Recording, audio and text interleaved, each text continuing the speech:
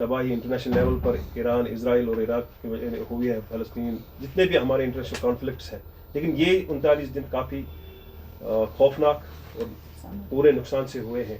Finally 40 دن کے بعد بھی وہی بات ہوگی جو آپ ہمیشہ سے بولتے ہیں، ڈائلاگ پروسیس.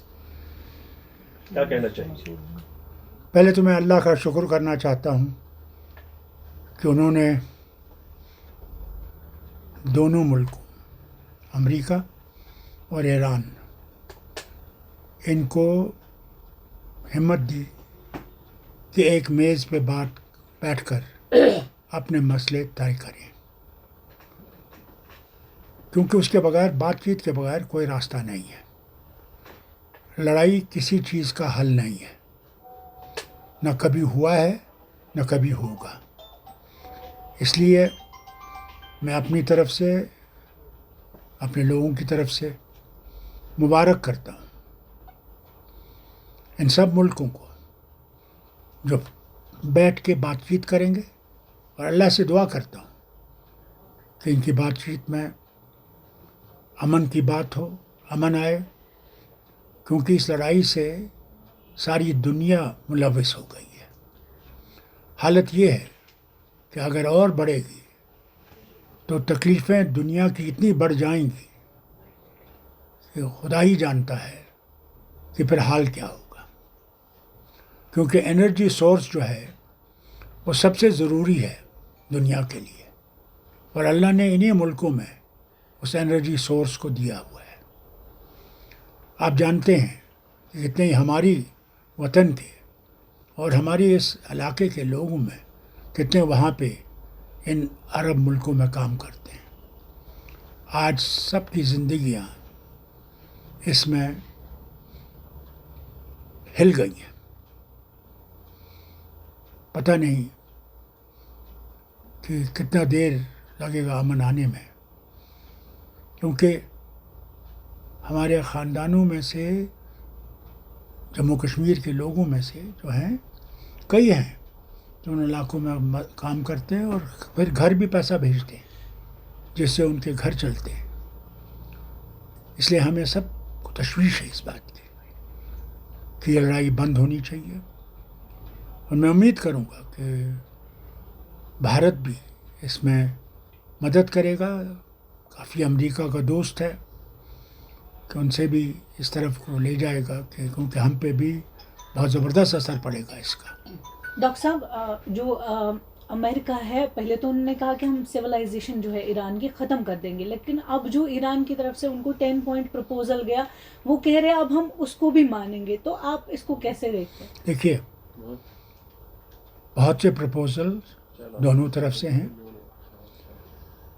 ان پہ ڈسکشن ہوگا.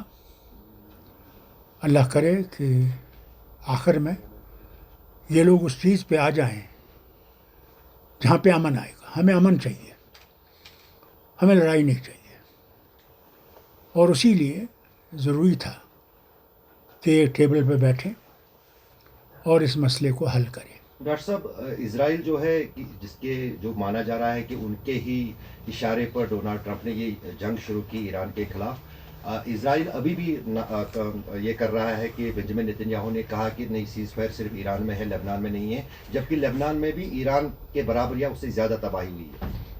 دیکھیے، اب کتنا اسرائیل کر رہا ہے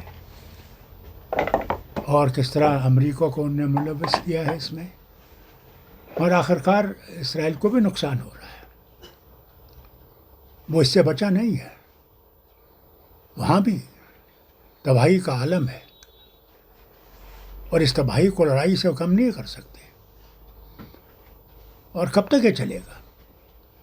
مجھے ایک بات بتائیے، کس لڑائی نے فائدہ دیا ہے؟ کسی لڑائی نے دنیا میں فائدہ نہیں دیا، بلکہ تباہی کا اثر آیا. اللہ کرے یہ اب بند ہو، اس سے اور تباہی بڑھے نہیں. ڈاکٹر صاحب، آپ کی نظر میں اس جنگ میں جیت کس کی ہوئی؟ انسانیت کی جیت ہونی چاہیے. کل شام تک ڈونلڈ ٹرمپ کا آپ نے بھی اسٹیٹمنٹ سنا ہوگا کہ اس نے جو کل شام کو کہا تھا that yesterday night may be the last night of Iran civilization. لیکن راتوں رات جو یہ ڈیولپمنٹ ہو گئی ہے, یہ کریڈٹ آپ کس کو دینا چاہیں گے, جو میڈیشن ہے وہ کن کی طرف سے بیٹر ہوئی, حالانکہ اس میں پاکستان کا بھی اچھا رول ہے. دیکھیے, میں تو سمجھتا ہوں یہ اللہ تعالیٰ کی مہربانی ہے کہ عقل آ رہی ہے. کسی سویلائزیشن کو ختم کرنا آسان نہیں ہے, کتنا یہ کوشش کریں نہیں کر سکتے.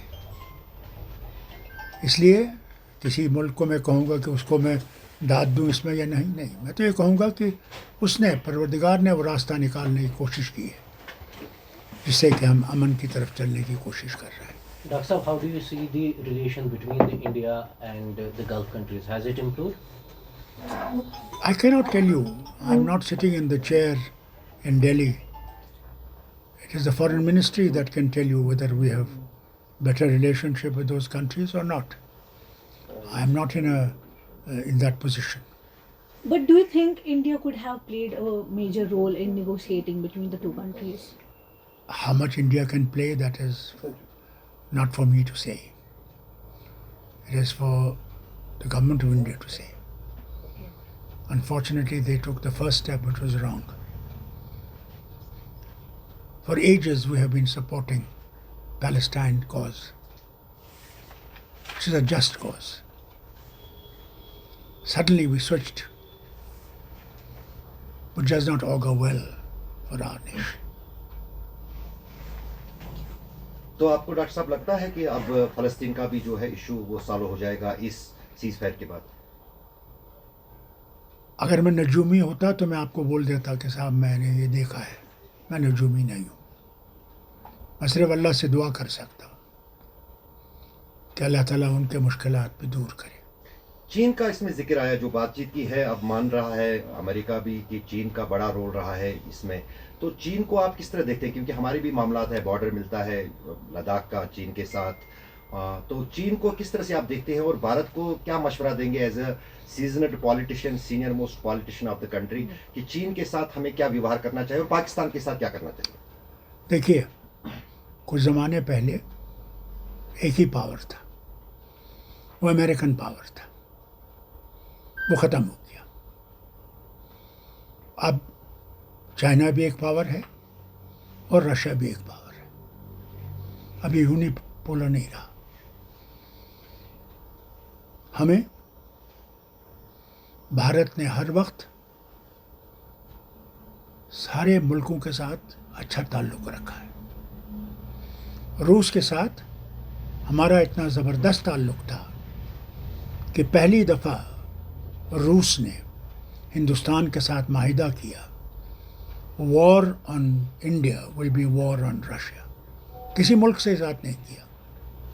آج بھی وہ کھڑا ہے.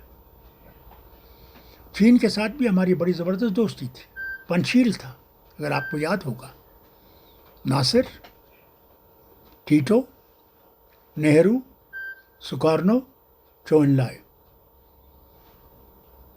یہ مومنٹ تھی ایک زمانے میں, دنیا ہل گئی تھی. ہم نے کسی ملک کے ساتھ دشمنی کا راستہ نہیں لیا, انہوں نے راستہ لیا دشمنی کا. ہم نے ہر وقت دوستی کی طرف قدم بڑھائے ہیں, اور انشاءاللہ میں کون ہوں ان کو سجیشن دینے والا. میں ان سے یہی کہوں گا کہ اگر بھارت نے ترقی کرنی ہے اور آگے بڑھنا ہے تو ہم نے ہر ملک کے ساتھ دوستی کا ہاتھ بڑھانا ہے, کہ دوستی سے ہم آگے بڑھ سکتے ہیں, دشمنی سے ہم پیچھے ہٹ جائیں گے. ڈاکٹر صاحب, یہ پاکستان بھی اس میں آتا ہے, سارے ملک اس میں آتے ہیں. پاکستان سے بھی کہوں گا وقت آ گیا ہے کہ وہ بھی ٹیررزم کو چھوڑ دیں اور وہ راستہ اختیار کریں جس میں خوشحالی سے رہ سکیں, بھائی چارے میں رہ سکیں.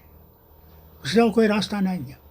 ڈاکٹر صاحب, یہ cease fire for time being آپ کو لگتا ہے, یا کچھ ٹائم کے بعد پھر اس میں وہی ایسکلیشن ایک دوسرے پر پچھاڑ, دوسرا as per the economical point of view ہمارے یہاں کس طرح اثر پڑے گا؟ فیاض صاحب, میں اس میں کہہ نہیں سکتا کہ آگے کیا ہوگا. پہلے 10 تاریخ کو دیکھیں, یہ جو مذاکرات ہو رہے ہیں اس میں کتنی کامیابی ہوتی ہے. اگر اس میں کامیابی ہوئی تو میں سمجھتا ہوں پھر لڑائی کا کوئی مقصد نہیں رہے گا. اور جو ایشوز ہیں میں سمجھتا ہوں وہ بات چیت سے حل ہو جائیں. جموں کشمیر پہ کچھ اثرات پڑ سکتے ہیں کیونکہ ہم پہ پڑے ہیں اثرات, سارے وطن پہ اثرات پڑے ہیں. اگر یہ وار چلتا رہے گا تو آپ دیکھیے آپ کی تیل کی قیمت کہاں پہنچے گی, گیس تو ملے گا ہی نہیں. تو کہاں جائیں گے لوگ جن کو اب عادت ہو گئی ہے گیس کے استعمال کرنے کا؟ کہاں سے لکڑی لائیں گے, کہاں سے لکڑی کے چولہے چلائیں گے, کہاں سے ہمارے بچے جو آج کل گاڑیوں میں اسکول جاتے ہیں وہ اسکول پہنچ سکیں گے, اور دور دور کے اسکولوں میں جا رہے ہیں. ہر طرف سے مصیبتیں آئیں گی, ہماری دوائیوں کی قیمتیں آسمان پر چھوئیں گی. غریب کہاں سے لائے گا, کیا ہوگا؟ ڈاکٹر صاحب آپ اس کو کس طرح ہینڈل کرنا پڑے گا؟ جیسے آپ خود کہہ رہے ہیں کہ لاکھوں کی تعداد میں لوگ واپس آ گئے فارن کنٹری سے. انشاءاللہ اگر چیلنج آ گیا. حالات ٹھیک ہو گئے تو مجھے امید ہے کہ تھوڑی دیر میں وہ پھر اپنے واپس جائیں گے, اپنی نوکریوں میں واپس جائیں گے, اور پھر سے ان ملکوں کو آباد کریں گے جن میں وہ کام کرتے تھے.